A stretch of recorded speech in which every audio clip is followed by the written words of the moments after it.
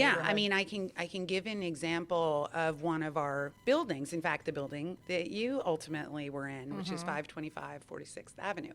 And when my grandfather actually built that building in the early 1950s, and originally it was leased to Pepsi. Pepsi was a big part of Long Island City, and so it was leased to Hence them. the sign. Hence the sign. Right, the famous sign. Exactly, and it was leased to them for distribution. So there were always, Pepsi trucks and so on and so forth.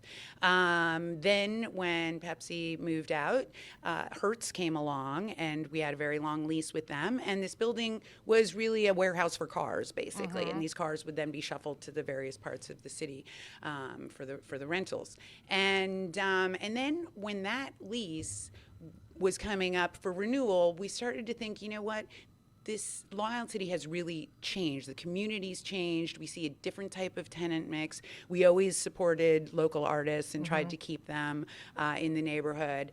But we thought, it's not so much the big warehousing that's going to be exciting here. It's going to be more, let's break this building up into smaller units and see how we can lease them. And it was great. One of the first tenants we had in that building was Barney's. Yeah. And they were amazing. They did all of their point of sale design and construction there, and also all of their windows. Yeah. So I would go in July, and you would see the Christmas window, and they would swear you to secrecy. Yeah. And so, but it was amazing. And you talked about collaboration between the tenants. I actually used that as a selling point when we were talking with Barney's. I said, we have a neon sign maker Yes. right across the street. Yeah, and that I guy's could see awesome. lots of neon in your windows in the future. And actually it worked out that way. Yeah. So, we don't try to force collaboration on anyone, but we do when we see an opportunity to connect people.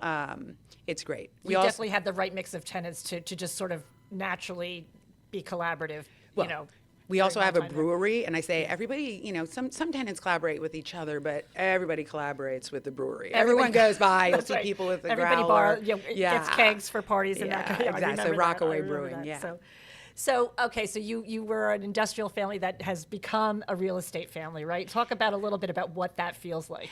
Because that's something that was, I'm not going to say thrust upon you, but that's ultimately what happened Yes. to your family business, Yes. and it's a completely different animal. It's, Or not, maybe. First of all, I would say my grandfather being both an architect and engineer, he always was interested in Right. in real estate and in development. We really only did one major project while he was alive, beyond the one that was on the building that I mentioned about you.